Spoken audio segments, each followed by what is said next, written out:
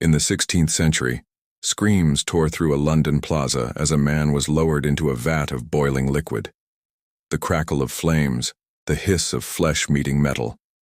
This was justice, or so it was called. In 1532, under the rule of King Henry VIII, this horrifying spectacle defined an era. What drove an entire society to cook a man alive in the name of law and order? The execution method of being boiled alive wasn't some random act of cruelty. It was a legalized form of punishment. Historical records show that across Europe, boiling was reserved for the most extreme crimes: poisoning, forgery, and treason. The state turned pain into a public performance, using sheer agony to remind the public who truly held the power. In these moments, justice wasn't about fairness. It was about fear. The most infamous case began in 1531, inside the household of John Fisher, the Bishop of Rochester. A cook named Richard Roose allegedly poisoned a pot of porridge, killing 2 people and making 17 others severely ill. Henry VIII, already paranoid about betrayal and assassination, seized on this crime as a chance to send a message to all. Within months, Parliament passed the Poisoning Act, declaring that anyone who murdered by poison would be boiled alive. On April 15, 1532, at Smithfield in London, Richard Roose met his terrible fate. Before a massive gathered crowd, he was stripped and plunged into the cauldron. Witnesses said he did not die quickly. The process was slow, deliberate, and designed to horrify. For Henry, it was more than just punishment. It was a demonstration of absolute control. The law itself had been transformed into a public performance of terror. This gruesome method wasn't unique to England.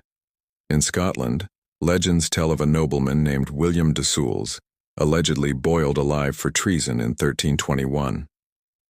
Across mainland Europe, forgers and counterfeiters often met the same end in vats of boiling oil or molten lead.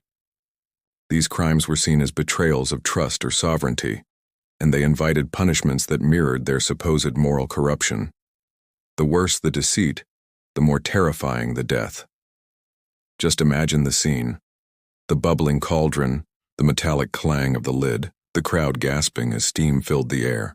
Witnesses claimed that victims could remain conscious for long minutes, their skin blistering and fat melting away as they screamed for a mercy that would not come.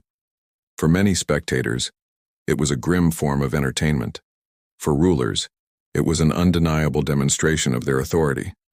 Pain became politics and suffering became spectacle.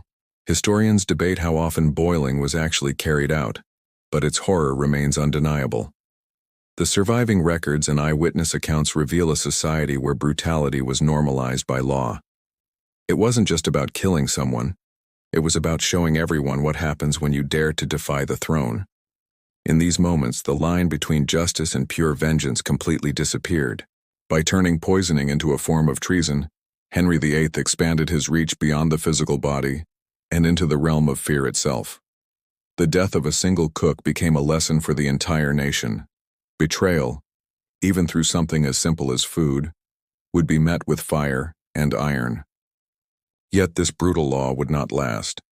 Within just 15 years under Henry's son, Edward VI, the act was repealed. England moved on, but the stain on its history remained. Elsewhere in Europe, boiling continued as a method of execution, especially during religious persecutions.